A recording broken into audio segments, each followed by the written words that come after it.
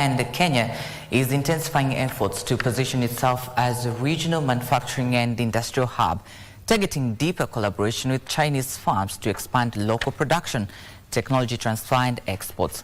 Industrialization Secretary Professor Erastus Gateres says that Kenya is seeking investors in electric vehicle battery production, mechanization of agriculture and smart industrial technologies as part of efforts to reduce reliance on imports and strengthen local value chain.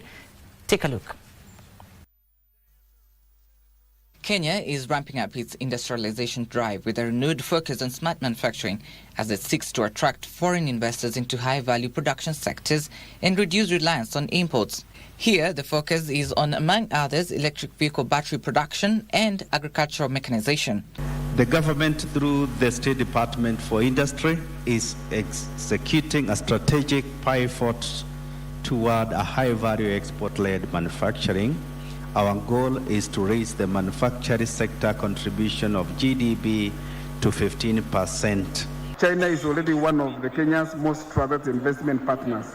Chinese investments in Kenya span manufacturing, infrastructure, ICT, automotive, and so on and so forth.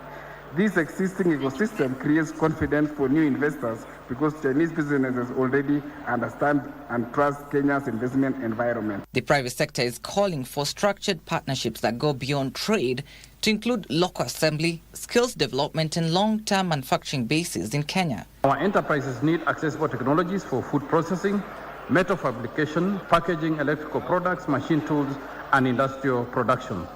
Our small and medium-sized enterprises should be able to access these machines that allow them to move from the informal and artisanal production into structured and competitive manufacturing. Manufacturers are being encouraged to align with the localization agenda, which prioritizes technology transfer, job creation, and foreign investment.